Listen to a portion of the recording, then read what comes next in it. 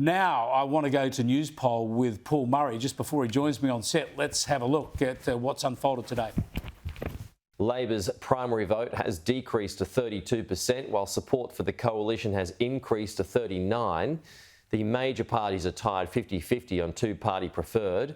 Voters maintain Anthony Albanese is the better Prime Minister than Peter Dutton at 46 to 39. Every time a poll comes out, there's always another angle that people will focus on. What we certainly have as a government been focused on is making sure we help people with their cost of living relief. Australians have woken up to the fact that this government is not doing what it needs to do to make them better off, to make more money, put more money back in their pocket in a sustainable way, and to improve their standard of living and their quality of life. We will see. The great man Paul Murray joins me on the desk. Mate, it's only 50-50 two-party preferred, but it's Labor's primary vote going backwards from the last election. The Libs starting to get to the number that could win them government. They're at 39 now. Over 40 on a primary vote would make that sort of, they could just about win the election. So stuff's getting real. Well, absolutely.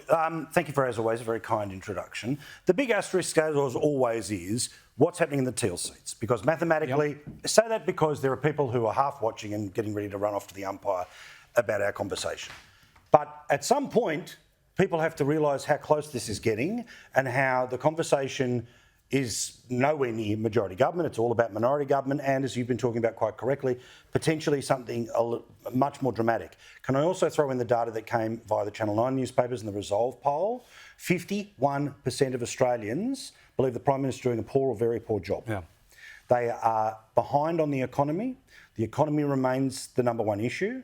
They have thrown everything they can at it, from centrepiece of budget, the period of time between January and the budget, in and around cost of living, and the reality is they haven't moved the needle. See, this is the point. I never look at polls just in isolation, right? You've got to use that as data that feeds into your assessments, right? 100%. And they have thrown the reconfigured tax cuts at people. They've thrown in the energy rebates. They've been giving people pay rises. They've been throwing everything at it, and they're not going anywhere. And the assessment is, a rational assessment, things could change for them. But there's a lot of intelligence would suggest things will get bad. Things will get worse for them over the next 6 months. So they must be very, very worried. Well, can I give a shout out to a pretty regular segment I think Laura Jays does each and every week, where she has a chat to the people from Redbridge. Now, remember, in part, these Redbridge people are informing the Teals about politics. And last year, they were talking about, just before the end of last year, that what was about to become concrete in the Australian psyche was incompetence in this government. So if you put that together with underperformance, broken promises and the gaslighting that goes on every day, then are they going to get into a place where people stop listening?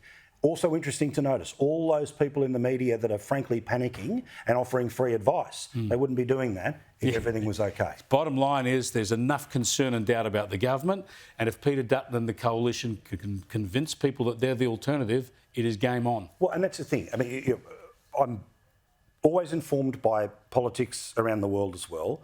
Remember the red wave, the red wave, the red wave. The Republicans in 22 were great at saying what the problem was. You've got to start to offer solutions. Until somebody thinks you are part of the solution, then they will stick with the devil that they know. The opposition must do better in their questions. Today's we're all over the shop. Hit them hard, straight, direct, and then watch their lack of answer, and that's what the people will see.